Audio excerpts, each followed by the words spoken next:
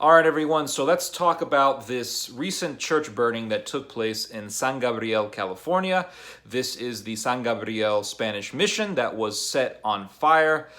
They haven't found out exactly who was behind this church burning, but it's quite obvious that this was a deliberate attack on the church, given the fact that there has been so much false information, propaganda, and vitriol made against the saint who built this mission.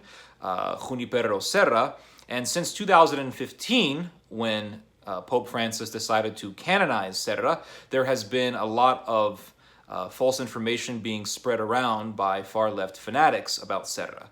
They make it out as if Serra was this mass murderer. He oppressed the poor native Indians, the indigenas. The poor indigenous people were killed by Serra. Serra was an evil tyrant.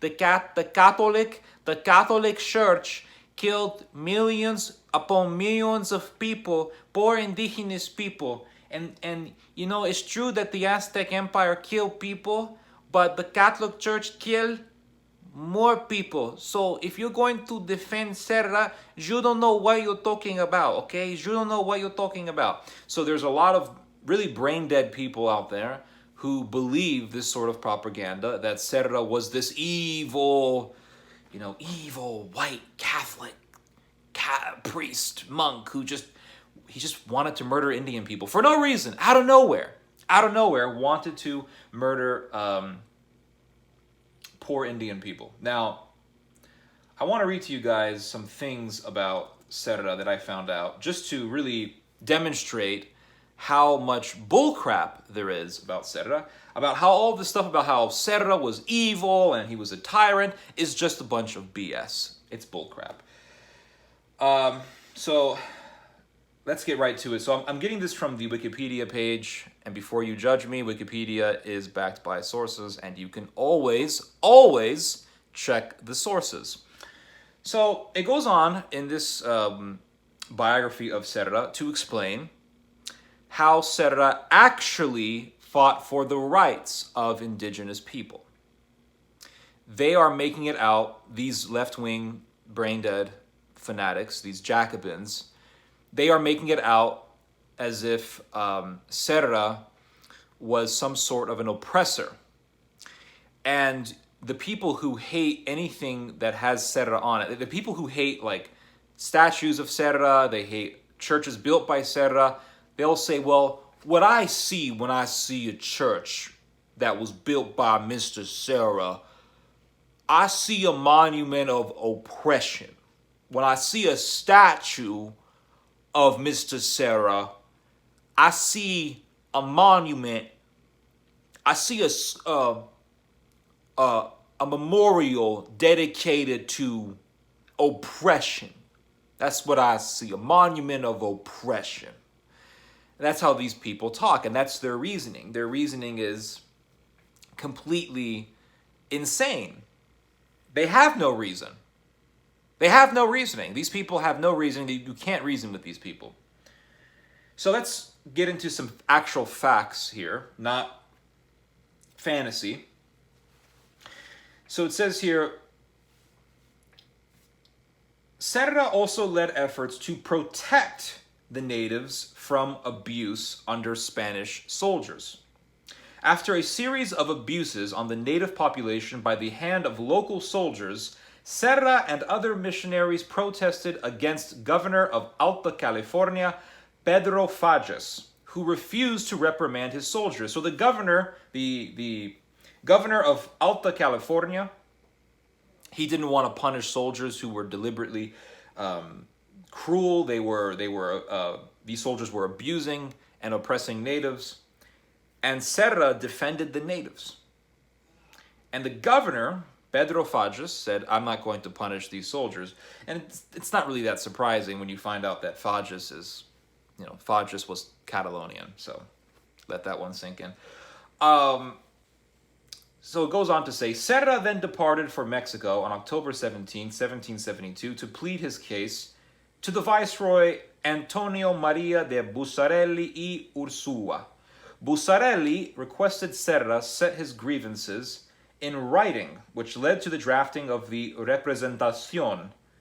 The document, which consisted of 32 points, also laid out the rights of Native Americans in Spanish California and protections against the soldiers, placing them under the governance of the missions. So the missions were used to protect natives from abuses. So when they attack the mission and they say things like, well, I see a monument of oppression, they are full of crap. They are completely uneducated. They are vacuous of any sort of historical perspective. They are inept when it comes to historical analyzation. In other words, they don't know what they're talking about. Okay? You don't know what you're talking about, okay? So it says here that the document which consisted of, the document, which consisted of 32 points, also laid out the rights of Native Americans in Spanish California and protections against the soldiers, placing them under the governance of the missions. Mission Indians enjoyed rights as human beings under the protection of the Spanish monarchy and were recognized as hijos de Dios, or children of God. According to Professor George Yaji, this stood in contrast to the treatment of natives on the east coast of America, where they were guaranteed no rights. So the English didn't really give a damn about native rights. In fact, the natives that were conquered and colonized by the English, they were never made citizens of the British Empire. In fact, they were never made citizens of the United States until 1924. The Spanish Empire, on the other hand, gave citizenship to natives and gave them rights. But yet they hate this guy. They hate this guy. And really, it wasn't until 2015 when they really started to emphasize how much they hate Serra, because Pope Francis decided to canonize Serra. And they said, well, you're opening up old wounds. What wounds? What did you? Who's suffering the wounds? Wounds on who? Who has the PTSD because of something that happened 500 years ago? Who is it this time? What old wounds? This is my question to you guys who hate Serra and who hate Christianity, really, because that's what this is at the end of the day. How many people did Serra kill? What were their names? What's the numbers? Give me the number. How many people did Serra kill? How many people did Serra execute? You guys can't give me any numbers because you guys don't know what you're talking about. You don't know what you're talking about, okay? Now, another thing that I want to address is the fact that what we are witnessing is a Jacobin mentality. The Jacobins were the most powerful, the most vicious, the most violent force of the French Revolution back in the late 18th century. They were killers, butcherers. They murdered anyone for any sort of thing that they perceived as an offense against libertad. For example, if you owned a book that had the king's seal on it, you were considered to be worthy of death and you were quickly executed. It's this mentality that we're dealing with here. So you hate the king, but then someone who owns a book that has the king's seal, you say, oh, that person needs to die. Death. He has the king's seal. Death. Somebody, for example, says, hey, I think Saint Serra actually wasn't really a bad guy. He actually defended for the rights of natives. He actually wrote a Bill of Rights for the native Indians, for the indigenous people. Oh, he said something good about Serra. He needs to die. He needs to die. That's it. You need to be executed. The church needs to be burned. I heard that this guy, he oppressed natives. The church needs to be burned. Anything that has to do with this guy needs to be burned. Needs to be destroyed. Because this is not the first time that something from Serra or of Serra has been attacked. Statues of Serra have been defaced, they've been decapitated, they have been damaged, they've been vandalized. It's pretty horrendous. And so what you are seeing is a form of left-wing iconoclasm. And church burnings, when someone attacks a church, there's always a feeling of anti-Christianity that's there. It's in the underlying realm of the person. It's in the underlying realm of the person's soul. There's a hatred for Christianity. There's a hatred for mercy. It's like the guy who Dylan Roof, he had shot an African American church up. Deep down inside, Dylan Roof hated God. He hated Christianity. When you walked into the church, the people in the church welcomed him very charitably. They were very nice with him. They were very polite with him. And he murdered those people. And so that is an action that escalates from a hatred of God, the hatred of mercy, the hatred of love. It's all rooted in the hatred of God. People who do this hate God. It's very obvious. Not too long ago, there was a church burning in Virginia, I believe, and it was done by a neo-Nazi, neo-pagan who was a part of the Operation Werewolf movement. And he burned down this historically African-American church. And he was a neo-pagan, neo-Nazi, hated the left. So the attack on churches isn't just limited to left-wingers, although I would say that attacks on churches are done mainly by people who have more of a anarchist ideology. We saw this a lot in Chile last year, where many churches were burned and attacked by anarchists and Satanists. But what we are dealing with here is something that is, to me, I think it is unfathomably evil. It's an evil that we cannot fully comprehend. Even the people who are exhibiting these evil inclinations, they themselves cannot fully comprehend it because they don't even think they're evil. They're just acting out what they feel inside, and they think they're doing something that's good. So they themselves do not fully understand the evil that they are partaking in. And what we do know about this evil is that it is extremely compulsive. And any sort of perceived offense is considered to be worthy of destruction and death. If they are so willing to burn down a church because it was built by a man who they falsely think, oppressed natives, when the reality is that this man defended natives, these people don't function on logic and reason. They don't function on cordiality. They don't function on actually thinking things through, looking at contexts, studying and thinking about something before acting on it. They don't think about any of these things. They don't have any reasoning. They're just violent and they're just evil. They just want to see destruction, just like the people in the French Revolution. That's what we're dealing with.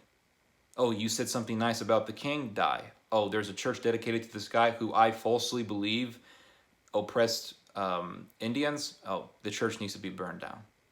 What's amazing, and this I think is the most disturbing aspect of this, is that they are attacking someone who actually defended indigenous people. Now they're going to sit there and say, well, because the indigenous people were persecuted by the church, the iglesia, the church persecuted the indigenous people. He attacked the indigenous people. And the reality is the complete opposite of that. It's the complete opposite of that false narrative. And then they'll say, well, but the Aztecas, they had this amazing civilization. And these people never consider, or they never want to consider, the reality that the Catholic Church from Spain destroyed the religion of the Aztec Empire, which was, through the governance of the Aztecs, murdering tens of thousands of people, native people, every single year. They estimate that around 25,000 or so people were murdered as human sacrifices by the Aztec Empire. They never factor in that fact. They never factor in that. Spanish Empire destroyed that because of Catholic religion. I'll throw all that out the window. Throw all that out the window. Doesn't matter. They never consider the fact that people like Serra were fighting against the massacres of indigenous people by other tribes, by the Aztecs, even by other Spaniards. They never consider that. And this is the reasoning that I'm talking about here. The complete ignoring of context, the complete ignoring of details, the complete ignoring of vital information. They just simply look at one thing. Well, he was from Spain, therefore, Spanish Empire bad, therefore he also bad. That's the reasoning that we're dealing with here. And you can't really reason with people like that. And these are the same people who would say things like, well, one of the most vital things for indigenous women right now is to make sure that they have access to their medical necessities, which is just code speak for abortion. These people want to see indigenous women have abortion rights, which is really, they want them to commit infanticide, while they will hate someone like Serra, who actually defended the indigenous people. So the one who defended the indigenous people, these people actually hate. These left-wing fanatics actually hate the one who defended the indigenous people. And they support an organization like Planned Parenthood that would actually encourage indigenous women to commit abortions. How, yeah. The reality is that these people hate the ones who actually care and defend who actually cared for and defended indigenous people. And they themselves would support something that kills indigenous people. That's really the reality of so much activism that I've seen in my life. A lot of people who claim to be a part of a certain cause are actually fighting for the very opposite of that. Anyway, hope you guys have learned something from this message. Hope you guys have enjoyed this message. You guys just heard some theology. God bless.